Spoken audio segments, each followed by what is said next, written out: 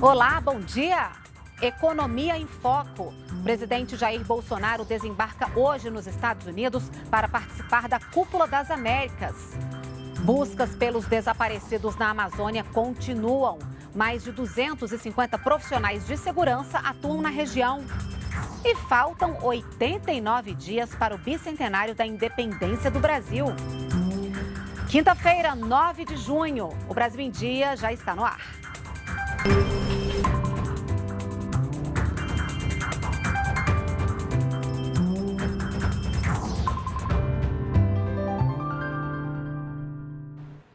Oito horas da manhã, estamos ao vivo também pelas redes sociais.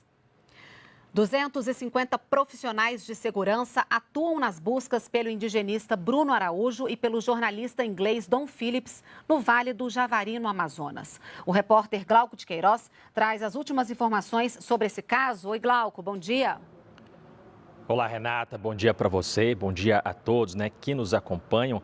E é isso mesmo, além desses profissionais de segurança, estão sendo empregados na operação 2 aviões, 3 drones, 16 embarcações e 20 viaturas. As buscas pelo indigenista brasileiro Bruno Araújo, pelo jornalista inglês Dom Phillips, continuam sem prazo para encerrar. Eles estão desaparecidos na região do Vale do Javari, no Amazonas, desde domingo. E foi formado um comitê de gerenciamento de crise com integrantes da Polícia Federal, das polícias civil e militar, da Marinha, do Exército e também do Corpo de Bombeiros do Estado. Ontem, em Manaus, os órgãos envolvidos na operação deram uma primeira entrevista coletiva para dar informações sobre o caso. E a partir de hoje, essas entrevistas serão feitas para atualizar as informações, serão feitas diariamente à imprensa. Segundo a Polícia Civil do Amazonas, até esta quarta-feira, 5 pessoas foram ouvidas, entre elas um suspeito. O presidente da FUNAI falou sobre esta operação ontem em entrevista ao programa Voz do Brasil. Vamos assistir. Nós temos feito um esforço sinérgico com a Marinha, com o Exército e com a Polícia Federal lá para tentar fazer a localização dessas pessoas. Só que é uma dificuldade muito grande logística, porque o rio nessa época lá está em cheia. E ele estando em cheia, as vazantes são muito grandes, então o rio ele cresce muito nas margens. A área do Vale do Javari é aproximadamente o tamanho do estado de Portugal, e uma área muito inóspita, Lá tem aproximadamente de 8 a 10 mil indígenas isolados de recente contato e faz fronteira com o Peru. A investigação está em andamento, já foram oitivadas algumas pessoas em Atalaia do Norte e esperamos que em breve tenhamos algumas conclusões sobre as investigações. Olha, e o presidente da FUNAI, ele também disse que o Bruno não estava a serviço da fundação. Vamos ouvir. Esse servidor estava de licença para tratamento de assuntos particulares, E essa não foi uma missão comunicada à FUNAI. A FUNAI, de forma nenhuma, emitiu nenhum tipo de autorização para ingresso nessa área indígena. É importante que as pessoas entendam que quando se vai ingressar em área de indígenas isolados de recente contato, existe todo um procedimento dentro da FUNAI, justamente porque esses indígenas não têm um grau de entendimento como o não indígena. E na noite de ontem, o presidente Jair Bolsonaro transmitiu o cargo para o presidente do Senado, Rodrigo Pacheco. Ele assume a presidência da República durante o período em que Bolsonaro estará fora do país. O presidente Bolsonaro está a caminho de Los Angeles, nos Estados Unidos, onde desembarca hoje para participar da Cúpula das Américas, que vai reunir líderes do continente americano para discutir um crescimento econômico sustentável para a região. E além de participar da cúpula, o presidente Bolsonaro também deve se encontrar com o presidente norte-americano Joe Biden, anfitrião do encontro. Quem tem mais detalhes é o enviado especial da TV Brasil, Pablo Mundim. Brasil e Estados Unidos nunca fizeram tantos negócios como em 2021. O comércio entre os dois países movimentou mais de 70 bilhões de dólares. Foram 31 bilhões em exportações e cerca de 39 bilhões e meio em importações. Comparado a 2020, alta de 43% no fluxo comercial. Entre os produtos brasileiros exportados, destaque para semi-acabados de ferro e aço, petróleo bruto, aeronaves e café. O possível encontro entre os líderes durante a 9ª Cúpula das Américas aqui em Los Angeles, nos Estados Unidos, aumenta a expectativa para ampliar os acordos comerciais. A reunião bilateral pode ser a primeira entre Jair Bolsonaro e Joe Biden, desde que o presidente dos Estados Unidos foi eleito. Uma coisa é você ter uma relação via ministro, ou via uma delegação diplomática, ou via uma negociação global, como é o caso da Organização Mundial de Comércio. Outra coisa são os líderes se encontrarem e cada um deles apresentar as suas demandas, as suas necessidades. O presidente Bolsonaro disse que o encontro deve mostrar a capacidade de produção brasileira. Nós vamos falar sobre segurança alimentar. O mundo não vive mais sem o Brasil. Vamos falar também sobre transição energética. O Brasil pode ser o PEP do futuro no tocante à energia, o hidrogênio verde.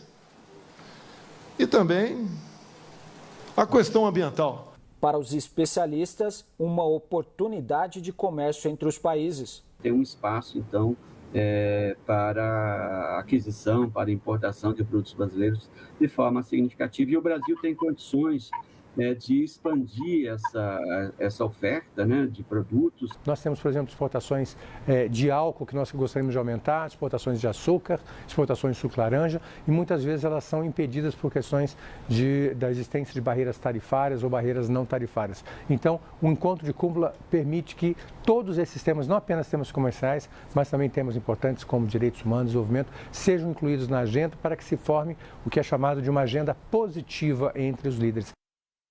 E antes de ir para Los Angeles, o presidente Bolsonaro visitou a capital fluminense e participou de um almoço com empresários na sede da Associação Comercial do Rio de Janeiro, chamada de Casa de Mauá. Durante o evento, o presidente Jair Bolsonaro defendeu as medidas tomadas pelo governo federal para combater os efeitos econômicos da pandemia. Chegamos a pagar 68 milhões de pessoas com auxílio emergencial num trabalho enorme, em especial pela Caixa Econômica Federal. Criou-se o Pronamp, o BEM, que salvou empregos. Houve uma negociação, diminuindo a carga horária, diminuindo o salário, mas evitamos o desemprego. E como está o emprego no Brasil no momento?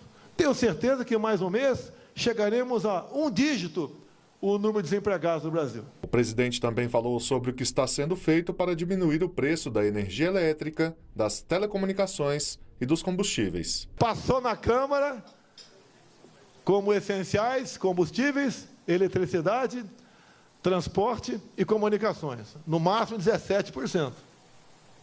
Eu sei que o diesel no Brasil todo, ali que está abaixo disso.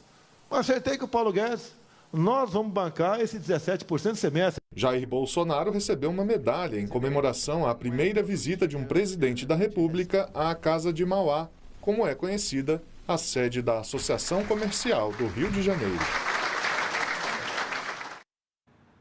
E ainda no Rio de Janeiro, o presidente Jair Bolsonaro participou da formatura de mais de 1.500 sargentos da Marinha. O presidente Jair Bolsonaro esteve no Centro de Instrução Almirante Alexandrino, no Rio de Janeiro, para a formatura de 1.560 novos sargentos da turma José Bonifácio, da Marinha do Brasil. O nome da turma de formandos, José Bonifácio, foi escolhido em homenagem ao patriarca da independência do Brasil, que em 2022 completa 200 anos. Os alunos foram promovidos depois de 6 meses de estudos no curso especial de habilitação para promoção. A turma teve 3 primeiros colocados, com a mesma média: Vinícius Silva de Pontes, Pedro Vitor da Silva Ribeiro e Elisiane Alves de Azevedo Santos. E os 3 receberam distintivos das mãos do presidente Jair Bolsonaro. A todos vocês, ora formandos, que se espalham pelos 4 cantos do nosso Brasil, a certeza de sangue novo em todos os 8,5 milhões de quilômetros quadrados da nossa grande pátria. A partir de agora, os novos sargentos podem exercer as funções de supervisão e assessoramento nas organizações militares de terra e navios espalhados por todo o território nacional, águas interiores e Amazônia Azul. É uma mudança de ciclo muito importante para a nossa carreira e o conhecimento adquirido aqui no CEA contará muito para minhas atividades durante a bordo do navio. A Polícia Federal deflagrou agora pela manhã a Operação União Póstuma para desarticular uma associação criminosa especializada em forjar casamentos com mortos e receber pensões da Previdência Social. Mandados de busca e apreensão estão sendo cumpridos na cidade do Rio de Janeiro, na Baixada Fluminense e na agência da Previdência Social em Japeri, no estado do Rio. A investigação identificou que o grupo criminoso falsificava documentos públicos e particulares, além da autenticação de cartórios, para pedir benefícios previdenciários e assistenciais, especialmente pensões por morte.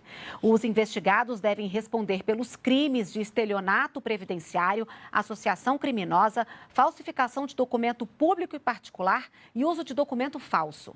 Ainda segundo a Polícia Federal, a quadrilha contava com a participação de servidores do INSS que movimentavam os sistemas informatizados da Previdência Social.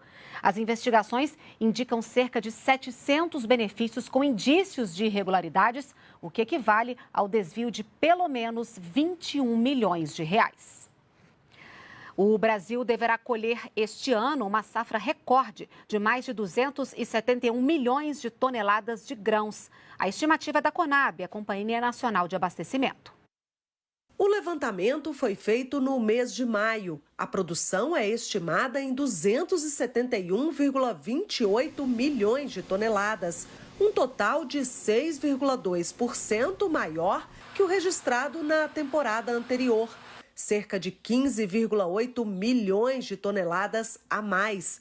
Os dados são do 9º levantamento da safra de grãos da Conab. Inicialmente, nós prevíamos uma safra, uma produção total de uma safra de 288,6 milhões de toneladas. Então, em função desse fator climático, hoje nós tivemos uma redução, mas é importante dizer que comparando a safra 20-21, nós tivemos um aumento de 6,2%, ou seja, 15,8 milhões de toneladas a mais do que a safra passada. De acordo com o levantamento, o destaque é o milho, que deve chegar a 88 milhões de toneladas, graças a uma recuperação de 32% na produção. Já tivemos uma resposta dos produtores expandindo a área, a despeito de todos os riscos e toda a especulação em relação aos insumos, o produtor respondeu positivamente, aumentando a área. Já a soja e o arroz estão com as colheitas praticamente finalizadas. A soja com uma redução de cerca de 10% em relação à safra passada, deve fechar uma produção de mais de 124 milhões de toneladas. O arroz deve ultrapassar 10 milhões de toneladas, uma queda de quase 10% em relação ao produzido no ciclo anterior. Nós estamos saindo de um movimento de pandemia, onde nós tivemos um choque brutal de demanda. Esse choque brutal de demanda, ele ocasiona uma desestruturação natural dos equilíbrios de oferta e demanda, mas dentro das circunstâncias e da agilidade, demonstra que o produtor brasileiro reagiu ao incentivo de preços e à expectativa de falta do produto. E faltam 89 dias para os 200 anos da independência do Brasil.